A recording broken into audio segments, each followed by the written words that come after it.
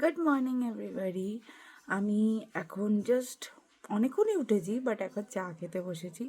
তো আমার মাখানা ছিল না, তো মাখানাটাকে ড্রাই রোস্ট করা হয়নি, তাই আমি একটা অনেক দিন পর মুড়ি বিস্কুট অ্যান্ড চা নিয়ে বসেছি। অ্যান্ড এখানে আমাদের নতুন ক্যালেন্ডার, দেখো কি সুন্দর না, ঠাকুর জয়শ্রী গণেশ। তো এটা আমাদের নতুন ক্যালেন্ডার, নতুন বছরে এসছে। অ্যান্ড গণেশ ঠাকুরটা বেশ কিউট, তো জয় শ্রী গণেশ। অ্যান্ড অবভিয়াসলি জয় মা। তো দিন তো শুরু হয়ে গেছে। কালকে রাতে অনেকটা বেলা হয়ে গেছিলো শুতে, বিকজ বৌদিদির সাথে কথা বলছিলাম, কারণ অনেক ওদের তো দিন, আমাদের রাত। অ্যান্ড তাই জন্য একটু বেলা হয়ে গেছিলো।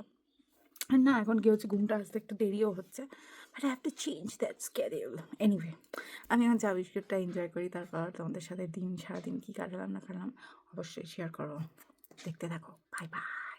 আমি লাইক মোর ওভার 1.5 months পর ফুল অনভাবে স্ট্রেচিং করেছি, and it was like life changing. যাই হোক, একটা রুটি আর আলু ভাবের তরকারি খেয়েছিলাম, আর প্রচুর জামা কাপড় কাচা ছিল। ওই দুটো স্যুটকেসের এখানে জামাগুলো রেখেছিলাম, তারপর ওই ব্যাগ খালি করেছিলাম।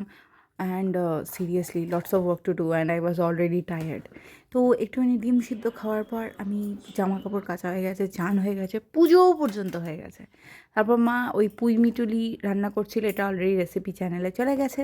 তারপরে শুক্তো পুঁই মিটুলি ছিল, আর ছিল ইলিশ মাছ, মাই ফেভারিট। এগুলো দিয়ে ভুড়িভোজ করে একটু সুন্দর ঘুমটুম দিয়ে একটু চাটা খেয়ে আর কি এই নলেনগুড়ের মিষ্টিটাও সাটিয়েছিলাম। ব্যাস, টাটা।